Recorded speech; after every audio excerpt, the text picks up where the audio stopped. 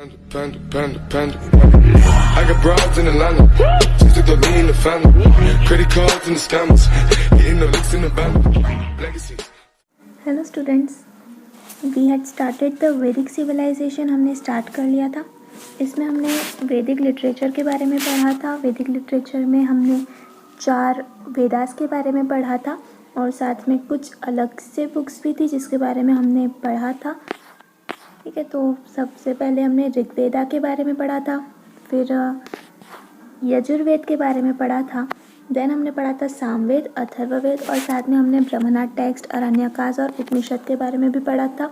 ये सब जो है ये सब मिला के बनता है वैदिक लिटरेचर।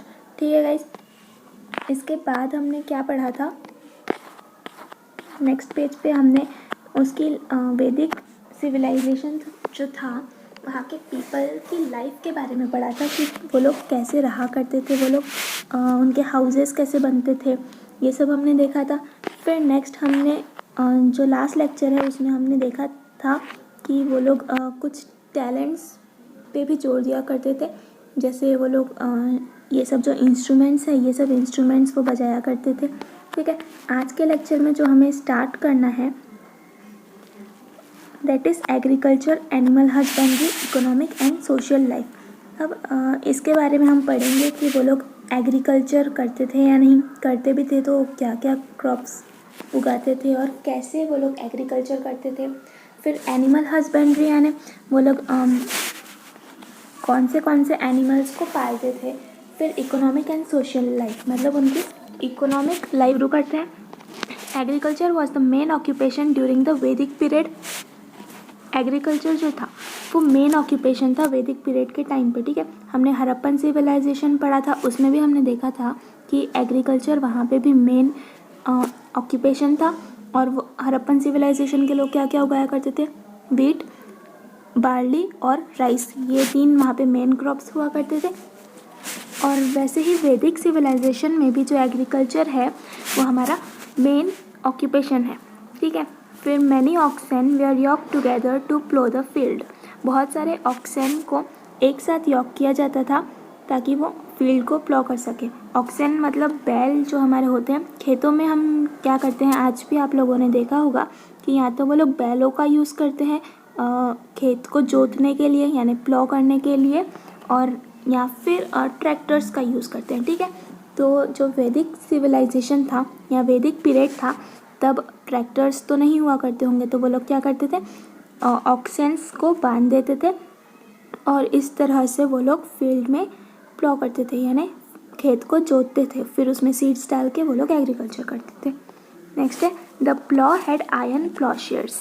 प्लो क्या होता है आपने सुना होगा, हिंदी में हम प्लो को बोलते हैं हल।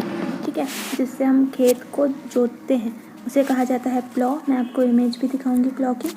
और प्लो का जो नीचे वाला पार्ट है ना, ये वाला पार्ट उसे कहते हैं प्लॉशेयर। ठीक है, जो ब्लेड जैसे पार्ट होता है उसे कहते हैं प्लॉशेयर। तो वैदिक पीरियड जो था तब प्लो में आयरन के प्लॉशेयर्स हुआ करते थे यानी प्लॉशेयर्स आयरन से बनते थे। The Atharvaveda considers insects, pests and other animals that destroy crops and suggests certain remedies। अब जब अथर्ववेदा हमने पढ़ा था तो हमने क्या देखा था कि अथर्ववेदा संहिता में क्या क्या दिया था। अथर्ववेदा के अंदर क्या क्या लिखा हुआ था, जो ह्यूमंस की लाइफ होती है उससे रिलेटेड बहुत कुछ लिखा हुआ था अथर्ववेदा में, और एग्रीकल्चर से रिलेटेड भी बहुत कुछ लिखा था। साथ ही जो मेडिसिनल हर्ब्स होती हैं, हम ह्यूमंस को जो भी बीमारियां होती हैं उसके इलाज के बारे में भी अथर्ववेदा में लिखा हुआ था। इसीलिए हमने उस पर फिर एक क्वेश्चन भी देखा था कि अथर्ववेदा जो है वो बाकी तीनों वेदास से बहुत ही डिफरेंट है। क्यों है, क्योंकि बाकी के जो तीनों वेदास थे उसमें कुछ ना कुछ भगवान से रिलेटेड लिखा हुआ था, गॉड से रिलेटेड लिखा हुआ था, बट जो अथर्ववेदा है उसमें ह्यूमन लाइफ से रिलेटेड लिखा हुआ है। इसीलिए अथर्ववेदा जो था वो बाकी के तीनों भी वेदास से बहुत डिफरेंट था। ठीक है, अब अथर्ववेदा में क्या क्या दिया हुआ है, और एग्रीकल्चर में जब हम क्रॉप्स उगाते हैं तो कौन कौन से इंसेक्ट्स और पेस्ट हैं जिससे क्रॉप्स को हानि पहुंचती है, इसके बारे में अथर्ववेदा में बताया गया है। और फिर उन इंसेक्ट्स को हम कैसे दूर करें, उस पर क्या उपाय करें, इसका सॉल्यूशन जो है वो भी अथर्ववेदा में दिया गया है।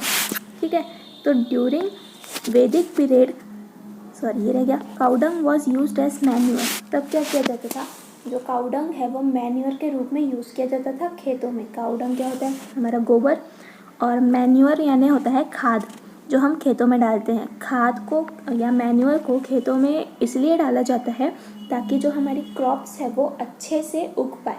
ठीक है, क्रॉप्स की क्वालिटी को बेटर करने के लिए मैन्यूअर डालते हैं। आज भी खेतों में जो फर्टिलाइज़र्स हैं वो डाले जाते हैं ताकि क्रॉप्स जो है हमारे वो अच्छे से उग पाए। तो तब तो फर्टिलाइज़र्स नहीं हुआ करते थे, तो वो लोग यूज़ करते थे काउडंग का। काउडंग को वो खेतों में डालते थे और उसको खाद के रूप में यूज़ करते थे या मैन्यूअर के रूप में यूज़ करते थे। ठीक है, फिर during the Vedic period animals like horses, cows and dogs had special importance. जो वैदिक पीरियड था उसमें हमने देखा कि या तो वो लोग एग्रीकल्चर करते थे या फिर एनिमल हस्बेंड्री यानी एनिमल्स को पालते थे। तो वैदिक टाइम में 3 जो एनिमल्स थे वो बहुत ही ज़्यादा इम्पॉर्टेंट थे। कौन कौन से, हॉर्सेस, काउस और dogs. Horses, cows and dogs. अब ये तीनों ही एनिमल्स क्यों इम्पॉर्टेंट थे, बाकी के एनिमल्स क्यों इम्पॉर्टेंट नहीं थे? क्योंकि हॉर्सेस जो थे वो आपको पता है कि हॉर्सेस जो राजा महाराजा थे वो रथ में यूज़ करते थे, या फिर वो लोग जब भी युद्ध करना होता था इसीलिए हॉर्सेस पर ही बैठ के वो लोग जाते थे। और हॉर्सेस जो है अपने फास्ट दौड़ने वाली क्वालिटी के लिए बहुत ही फेमस थे। फिर काउस फेमस थी। काउस क्यों फेमस थी? क्योंकि काउस को पालते थे। काउस से जो है हमें मिल्क वगैरह मिलता है, उसको बेच के भी पैसे कमाए जा सकते थे। या फिर काउस को ना वैदिक टाइम में ट्रांसपोर्ट के रूप में भी यूज़ किया जाता था। ट्रांसपोर्ट नहीं, सॉरी, एक्सचेंज के रूप में यूज़ किया जाता था। एक्सचेंज कैसे करते थे, जैसे अगर कोई पर्सन है वो काउस को पाल रहा है, ठीक है, और एक पर्सन है जो एग्रीकल्चर कर रहा है। तो ये एग्रीकल्चर कर रहा है वीट का, ये वीट उगा रहा है, तो वीट तो सभी को चाहिए होती है खाने के लिए। तो ये पर्सन क्या करेगा, जिसके पास काउस है, ये इस वाले पर्सन से वीट को ले लेगा और अपनी एक काऊ ये इसको दे देगा। इसको बोला जाता है एक्सचेंज। क्योंकि तब करेंसी नहीं हुआ करती थी, मतलब बहुत कम लोग थे, सिर्फ राजा महाराजा लोग थे जो करेंसी को बहुत ज़्यादा यूज़ किया करते थे। बाकी लोग ऐसे एक्सचेंज से काम चला लेते थे। ठीक है, नेक्स्ट हम पढ़ते हैं cows were used as means of exchange. मैंने अभी आपको बताया जो काउस हैं वो एक्सचेंज करने के लिए यूज़ की जाती थी। That is why cows were highly prized. People took special care to ensure that their cows would not be stolen. अब इसीलिए काउस जो है इनका प्राइस बहुत ज़्यादा था। काउस को अगर ख़रीदना है तो बहुत महंगे मिलते थे, और काउस का लोग बहुत ज़्यादा ध्यान रखते थे कि कहीं वो चोरी ना हो जाए। अपने घर के बाहर बांध के रखते थे या रात में घर के अंदर ले लेते थे ताकि उसे कोई चुरा के ना ले जाए। The horse was valued because of its speed. Horse को इसीलिए वैल्यू करते थे लोग क्योंकि उसकी स्पीड बहुत ज़्यादा होती है, तो उस पर बैठ के हम घुड़सवारी कर सकते हैं, कहीं भी इजीली जा सकते हैं। The Vedic people were skilled in taming the horses and harnessing them to the chariots. जो वैदिक पीपल है वो लोग बहुत ही माहिर थे हॉर्सेस को अपने कंट्रोल में लाने के लिए, और उनको पालते थे वो लोग और चैरियट्स में बांधते थे। चैरियट्स मैंने आपको बताया था चैरियट्स क्या होते हैं। चैरियट्स का मीनिंग होता है रथ। नीचे आपको इमेज भी दी हुई है चैरियट्स की, ये देखिए, ये जो है ना राजा जिस पे बैठा हुआ है, ये जिस पे बैठा हुआ है ना पूरी गाड़ी पे, इसका नाम होता है चैरियट। ठीक है, फिर आते हैं हमारी नेक्स्ट लाइन पे। Yes, chariots in the Vedic period had spoked wheels which are lighter than the solid wheels. अब जो chariots होते थे वैदिक टाइम में, उनके व्हील्स जो है वो स्पोक्ड व्हील्स होते थे। स्पोक्ड व्हील्स क्या होते हैं, नीचे आप लोग इमेज में देखिए, ये जो व्हील्स है ना, देखिए ये जो व्हील दिख रहा है आपको, इसमें व्हील कैसा है, ये वाला ऐसे बीच में एक है पॉइंट और उससे फिर सबके सब बंधे हुए हैं। तो बीच बीच में जो स्पेसेस है, ये बीच की जो स्पेसेस है वो खाली है, ठीक है, बीच की स्पेसेस खाली है। तो ऐसे जो व्हील्स होते हैं ना उनको बोलते हैं स्पोक्ड व्हील्स। Spoked wheels. और ऐसे दूसरे टाइप के भी व्हील्स होते हैं, जैसे इमेज में आपको दिख रहा है व्हील, ठीक है। तो इसमें इस इमेज में क्या है कि बीच में कोई भी जगह खाली नहीं है, तो ऐसे जो व्हील्स हैं उन्हें कहा जाता है सॉलिड व्हील्स। ठीक है, तो व्हील्स दो टाइप के हैं, स्पोक्ड व्हील्स और सॉलिड व्हील्स। लेकिन जब वैदिक टाइम में रथ हुआ करते थे उनमें कौन से व्हील्स यूज़ किया करते थे हम? चैरियट्स में स्पोक्ड व्हील्स। ठीक है,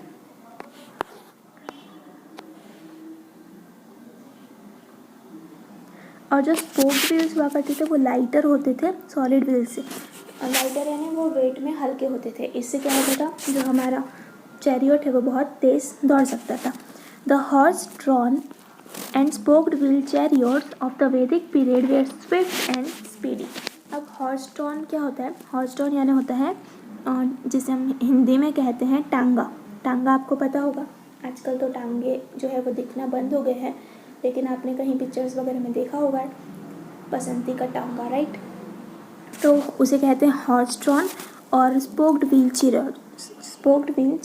जो हमने अभी चैरियट देखा स्पोक्ड व्हील से बना हुआ, ये दोनों ही जो सवारियां हैं ये बहुत ही फेमस थी वैदिक टाइम में, और स्विफ्ट और स्पीडी भी थी, यानी ये बहुत ही तेज़ दौड़ती थी। स्पीडी का मतलब होता है तेज़ और स्विफ्ट का मतलब होता है कि बिना रुकावट के दौड़ने वाला।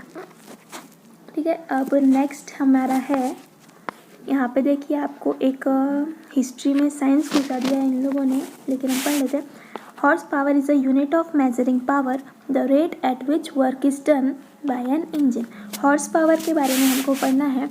हॉर्स पावर का मतलब क्या होता है? वर्ड टू वर्ड देखें तो घोड़े की पावर नहीं। हॉर्स पावर का मतलब होता है, ये हॉर्स पावर जो है ये एक साइंटिफिक टर्म है। ठीक है, और इसको हम यूनिट के रूप में यूज़ करते हैं। अब यूनिट क्या होता है? जैसे मैं आपको एग्जांपल देती हूँ, आप कहीं गए दूध खरीदने के लिए, ठीक है, तो आप दूध डेयरी पे जाके क्या बोलोगे कि मुझे 1 लीटर दूध चाहिए या 2 लीटर दूध चाहिए, तो हमने क्या बोला? लीटर, ये लीटर। तो ये जो लीटर है ना ये हो गया यूनिट। आप कहीं दूध लेने गए और आपने उसको बोला कि मुझे 2 दूध चाहिए, तो सामने वाला तो पूछेगा ना भाई क्या 2 चाहिए? दूध 2 लीटर चाहिए, 2 पाव चाहिए, क्या 2 चाहिए? तो ये जो हम एक्स्ट्रा का लगाते हैं ना उसको बोलते हैं हम यूनिट। तो आप समझ सकते हो कि यूनिट लगाना कितना ज़्यादा इम्पॉर्टेंट है। तो हॉर्स पावर हम पढ़ रहे थे। हॉर्स पावर जो है पावर का यूनिट है, लेकिन पावर क्या होती है? अगर मैं आपको पावर के लिए एग्जांपल देती हूँ, यहाँ पर थोड़ा सा साइंस पढ़ रहे हैं हम लोग। अगर 2 लड़के हैं, ठीक है, 2 बॉयज़ हैं, वो लोग रन कर रहे हैं, भाग रहे हैं, तो ये वाला जो बॉय है फर्स्ट वाला, वो 1 मिनट में इतना भागा। ठीक है, 1 मिनट में ये इतना भागा, मतलब इसने मान लो 2 अमाउंट का वर्क किया। इतने 1 मिनट में इसने 2 अमाउंट का वर्क किया। और ये वाला जो दूसरा बॉय है ना, इसने भी 1 मिनट में 3 अमाउंट का वर्क किया। ठीक है, इसने 2 वर्क किया, मतलब इसने ज़्यादा वर्क किया, और इसने 3 अमाउंट का वर्क किया, लेकिन दोनों को टाइम कितना लगा? सेम ही टाइम लगा। तो वो जो क्वांटिटी है, इसने वर्क कितनी देर में किया? इसने वर्क कितनी देर में किया? 1 मिनट में, और इसने 3 अमाउंट का वर्क किया 1 मिनट में। तो इस क्वांटिटी को हम कहते हैं पावर।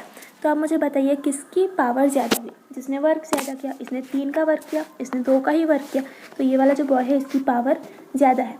पावर का एक फॉर्मूला भी होता है। पावर का जो फॉर्मूला होता है वो होता है वर्क अपॉन टाइम। पावर का फॉर्मूला होता है वर्क अपॉन टाइम। ठीक है, तो जितना ज़्यादा वर्क होता है उतना ही ज़्यादा पावर होती है। और इस पावर का यूनिट क्या है? इस पावर का यूनिट हम यूज़ करते हैं हॉर्स पावर। ये आपको पूछा जा सकता है फिल इन द ब्लैंक्स में कि हॉर्स पावर क्या होता है। जैसे मैं आपको और एक एग्जांपल दूँ, अगर मुझे बोलना है कि मैंने आज एक चेयर को ढकेलने के लिए 2 अमाउंट की पावर यूज़ की, तो मैं क्या बोलूँगी? मैंने 2 हॉर्स पावर लगाया।